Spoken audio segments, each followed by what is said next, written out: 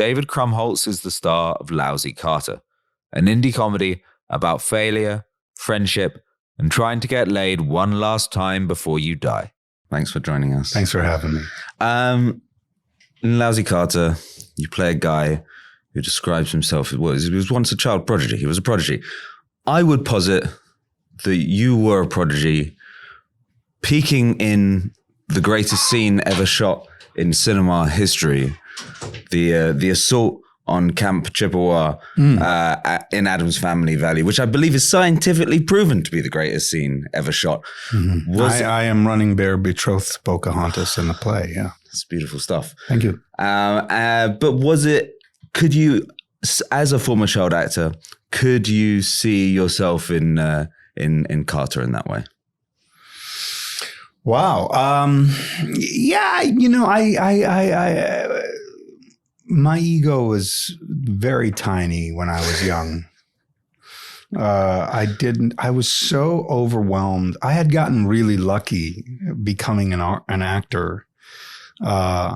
Literally was discovered haphazardly, sort of by accident, and thrown onto a Broadway stage when I was 13. So Addams Family Values was 2 years after that. And it was a very busy 2 years. So once I started working, I was off to the races. And I was just blown away by the privilege of it all. I grew up a major movie fan. I saw 2 movies a weekend. I saw every 80s comedy that you can imagine. I saw it. Anything obscure, I was there in theaters with my dad, who didn't know what else to do with me but take me to movies. And I had studied, the work of people like Bill Murray and Dan Aykroyd, and Eddie Murphy, but I wasn't studying for any other reason than more of a clinical sort of critical study. And then I became an actor, and I was still very much discovering what I could do at that time. The great thing about that part in that movie is that it allowed me to do a character, speak with a more sort of high-pitched voice and play a nerd. And I realized, I'm the one, I'm not scared. I was still sort of getting over the fact that I had some inner bravery that I didn't realize I had. So it was all very much an exploration that time. I didn't feel like I was peaking or that I had no idea. To be honest with you, I had no idea what I was doing. Sure. Other than just having a lot of fun and thinking, boy, am I lucky. Like, wow, this is crazy. I remember stepping on that set the first time. And that was the first, I had shot another movie called Life with Mikey. That movie was shot on location mainly in New York City, which is where I'm from. So it wasn't like, Hollywood magic in terms of special effects and production design and what have you. But Addams Family Values. Burn a Pilgrim. Right. But Addams Family Values had stunts and fire and elaborate production design. And I couldn't believe it.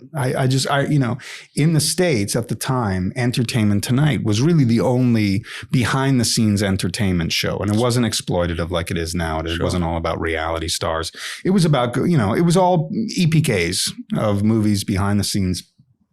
And I just was like, my God, I'm in it. I'm in one of this is like Entertainment Tonight, So it was all, very humbling, super humbling. And then, it's taken on a life of its own. And, but yeah, I didn't consider myself a prodigy by any stretch of the imagination. I consider. Looking back, I absolutely was. I mean, I was a stunningly present actor at the age of 15. So, Lousy Carter, you're in pretty much every minute of the film until,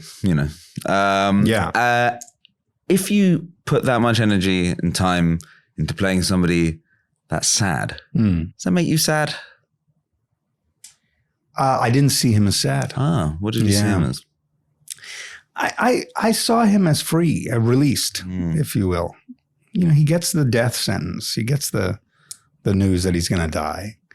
And I could have played it burdened and, you know, and certainly there are shots where you get the idea, you know, shots of me and riding trains and walking and I look kind of pensive. But it's more pensive than sad. I felt that this was a story. If you connect the dots, it's a story about a guy who is not well liked by not only his friends, but his ex-girlfriend and his family. His family. He's not well liked. And he has set up a very unpleasant reputation for himself. And now he has this thing that sort of validates in a way his way of being, which is that he's going to die. And what does it matter? You know, and he doesn't try to be extra nice from that point forward. He's just still very much himself, but he's got his own little secret, which he can secretly hold over everyone. You know, it's one of those things of you'll miss me when I'm gone. You know, you'll attack me when I'm here, but you'll miss me when I'm gone. And boy, are you going to be shocked. It's sociopathic, psychotic, really. But he, you know, I always read the script as someone who is released, who the news wasn't so bad. He found out he was going to die. It's not so bad for him. He's done anyway. You know, he's burned a lot of bridges. And so he has these two very simple goals. He wants to teach his favorite book, teach a grad class about his favorite novel, and get laid. And, you know, he barely gets laid, or he does get laid, but he gets in trouble for it. He doesn't ever even make a move on the girl that he is possibly thinking of making a move on. He's too gun shy, and she's too strong and strong-willed, and he can't react well. And then, you know, the teaching of his novel goes to crap. I mean, his students could care less. And the one student that really cares actually thinks the book isn't that great. Yeah. And so it all just is more confirmation that, yeah, it's time to go. So that when he does find out that he's not going to die, you know, that's when I would imagine if there were more sort of scenes of story between that moment and the moment that he actually, you know, gets whacked, that there would be some sadness. Now he didn't have this torch anymore. He didn't have this burden to bear, you know. I think he's not kind of elevated by tragedy. Yeah, I mean, look, exactly. I think he identifies with the misery of it. He identifies with the misery and he's happy to it. It's a natural fit. I think it's really, really funny that when he finds out he's going to die, that his goal is to complete an animated project based on a book that he hasn't explored whether he can do it legally or not. Right. He doesn't care. What's the worst that could happen? He'll be dead, you know. And at the end of the film, if turns out they want, you know, $400,000 or whatever it is, $470,000, and he was never going to be able to make this film, and it's laughable to him, you know. So I don't see him as sad. I see him as validated in a weird, sort of sick way.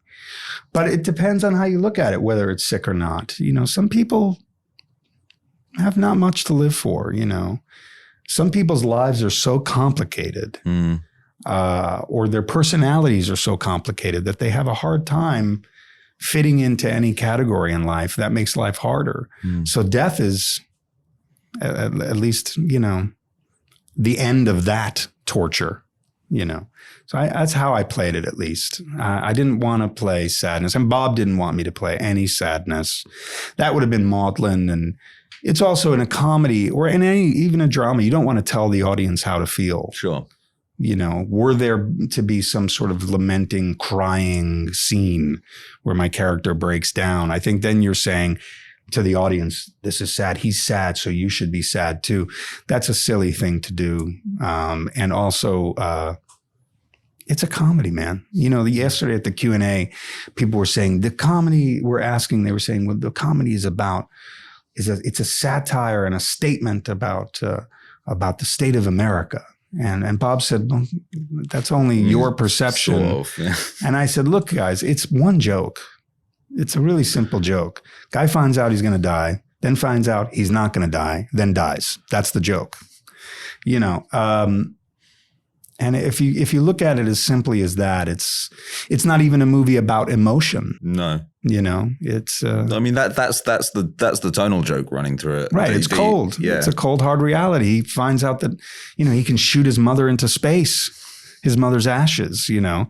At the end of the film, when he is being put in Folgers cans, when his ashes are the guy's smoking a cigarette, you get the sense that some of the ashes dropped into the Folgers can with, you know. We complicate life. Why complicate death? You know? Yeah. Why not, you know, bury your mum at a bowling alley? Yeah. Why not? Who's to stop you? Freedom, baby. I thought that was a really great scene. The eulogy, I think, is really fantastic. You know, it's funny when the first cut of the eulogy, I really didn't like it, and last night it played really well to an audience. It needed an audience. For me to understand it, oddly. First time I watched it at home, I thought, I don't know if this works. I'm surprised. Really I would have thought that, maybe on page did it jump out to you? Because it feels to me that the center point of the character. Yeah, no, on page it worked. And in the moment it felt good. But then when I watched it back, you know, it's also too much me, you know. I mean, for me to swallow. How much can you normally take? Not this much. Yeah. This is a lot of me. It's also chubby me, jlubby me. So it's not my favorite me. It's a very funny me. Fatter is funnier. But yeah, it was a little too much me. And I probably reacted to that more than anything else. Gotcha. I have to try very hard to eliminate myself from the equation when I'm watching a film that I'm in. And sometimes it takes more than one viewing to do that because it is you and, you know, it's your essence. And it's also in my mind, my successes and my mistakes. You know, I watch, I did that good. Oh, I could have done that better, you know. But no one's thinking about that because no one knows what my standards are for me other than me. So, you know. Did Bob Byington write it with you in mind? I don't know. I don't think so, no. He had another actor in mind who is a tall, strapping, handsome young man. And like he Chris originally, Pine, no, more of a comedic Chris Pine type, but much taller. And that would have been an interesting way to go because then the audience would have possibly applied some aesthetic ego to that character. You know, he wasn't so frumpy and schlubby and chubby. Originally, we had discussed me playing Kaminsky, the best friend, which I felt I was a total shoo-in for and would have been easy. When he did say, we want you to play Lousy, I thought, I'm completely wrong for this role, you know. And I find that it really helps me to think that way about roles. Okay. You know,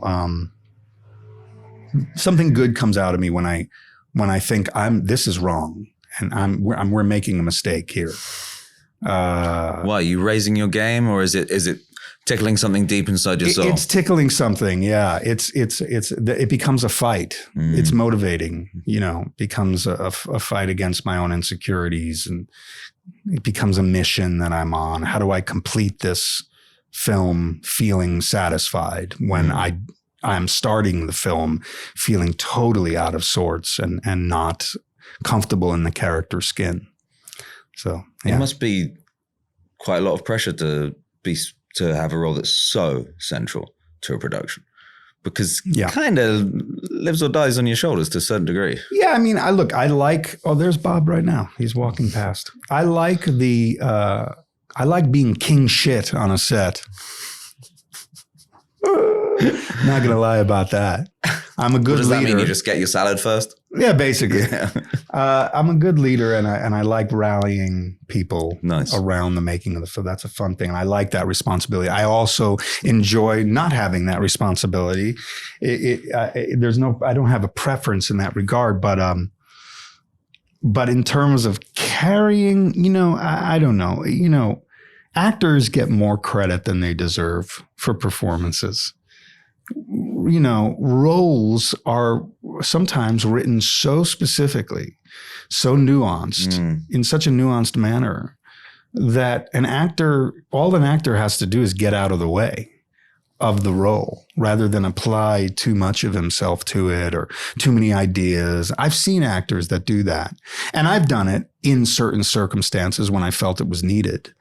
But frankly, I don't like choosing to do films that I know I'm going to have to do that for. Mm-hmm. I'd rather come in, get out of the way, and service the script, service the writing. That to me is paramount. And in this case, Bob wrote an extremely specific character archetype with plenty of clues about who he is, because he's an open book. He talks about his life throughout the entire movie and who he thinks he is and who he is. And, it's all about his identity. And, there's a line of dialogue in the movie where I say, I guess I wish I thought that I had, it was something that starts, I guess I wish I thought that I had blah, blah, blah, blah, blah. And whatever the line is. And that's how it was written. That's how Bob writes. I guess I wish I thought I had, And so when it's that specific, really all I have to do is just say my words. Mm.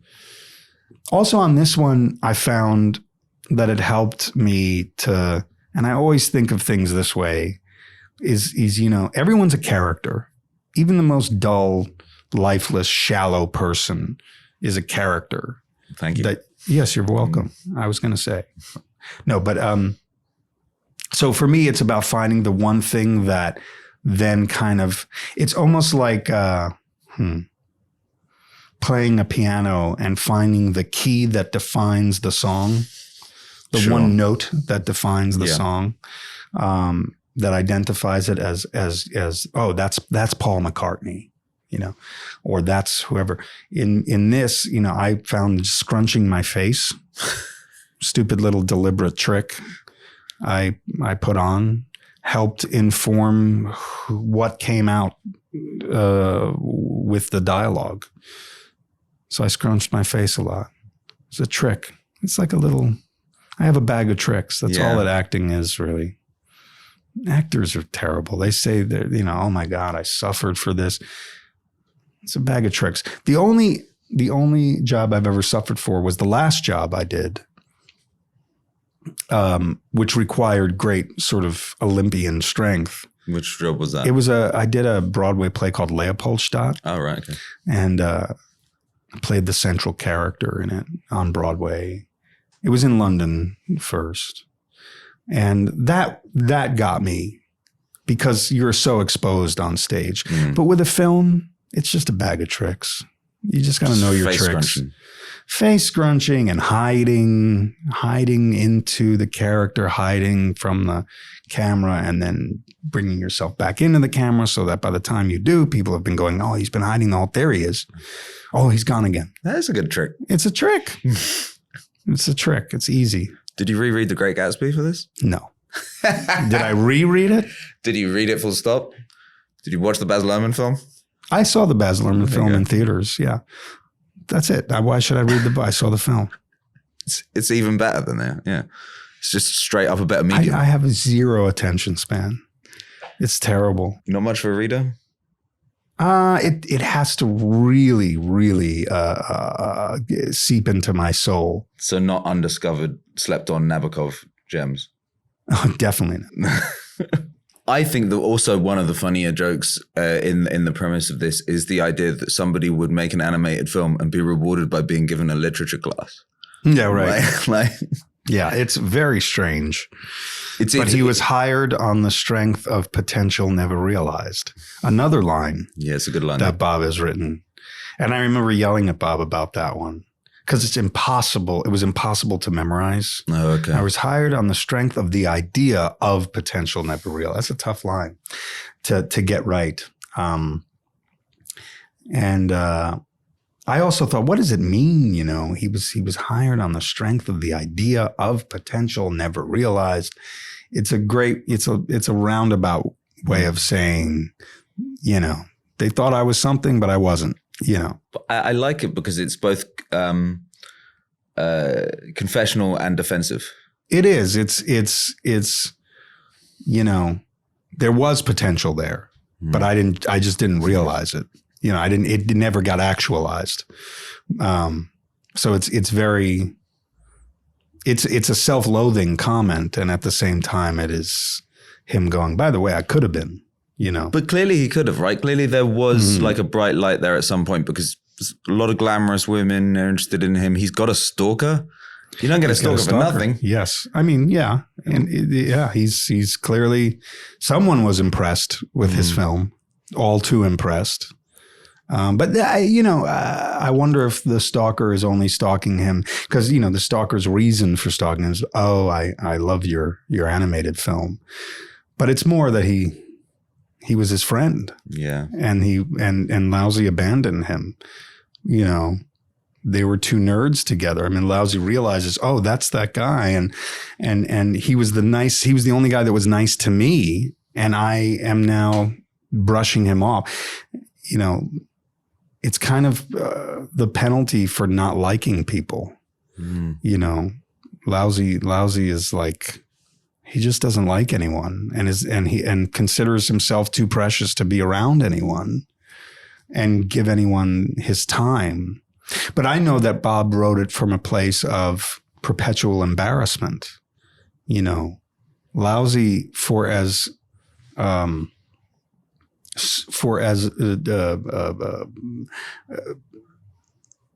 eloquent as he is about describing himself and, you know, hyperbolic about it, Lousy is also, I know that Bob wrote Lousy from a place of deep embarrassment. This is a defective man, a defective character. And that's something I also related to heavily. And one of the reasons I enjoy working with Bob, because we have that in common. I live in a state of perpetual embarrassment. And so, so maybe the reason that Lousy doesn't hang out with Dick Anthony or is because he doesn't think he's worth being around anybody. I think the best way to watch Lousy Carter is with some empathy for Lousy. You know, you're told the whole time in the movie, this is a guy who has pissed off his friends, who doesn't care about cheating, you know, with his best friend's wife and all this stuff. And he was mean to his girlfriend. He left her in a lurch, owed her money. You know, he leaves a trail of resent in his path. But who doesn't? You know, it's very honest. It's a very honest, almost autobiographical as a piece as Bob has ever written. So, is Lousy a real first name? Fuck if I know. I don't ask these questions to Bob. You know why? Because when you do, he gets upset. Yeah. Don't ask me that. For a while, he was saying, I wrote it from my unconscious. And I would say, you mean your subconscious? And he would say, no, my unconscious. And I said, dude, that doesn't make any sense. If you're unconscious, you're literally asleep or you're passed out. You mean your subconscious? Fine, my subconscious. I wrote it from I wrote it, and I don't know why I wrote it. Okay, that's what I'm trying to say. So I don't get into arguments with him like that. It feels like he's got a bit of a troupe. A troupe, yeah, like, you know, you and a lot of other people often in his films. Kevin Corrigan, Martin Starr. You know, his regulars. You know, he's very specific with his tastes. I don't know why he likes me. Honestly, maybe he saw Adam's Family Values. Maybe that's it. It might be that. Because he tends to love more sort of off-kilter, offbeat people, and I don't know if I am that. I don't know what I am. So whatever it is, I'm not questioning it. It was a job. Someone gave me a job at the end of 2021 when all hell had broken loose and we were still getting over the pandemic. It was December. There was nothing else going on. What the fuck? Why shouldn't I do it? Fucking coined it in. It wasn't terrible. It was very good. I thought it had a lot to say. I like Bob as a friend, so I did it. Amen. Yeah, man. It shouldn't be more, actors come up with such bullshit. It's amazing. It's amazing to me. You listen to an actor go, wow, I felt that this was a way for me to communicate how I feel about this. Bullshit. You took a job. Yeah, you felt it was a way for you to pay your rent. You were bored. You had nothing to do. Yeah. Are you kidding? Thank you very much. Yeah, absolute pleasure to chat. Thank you.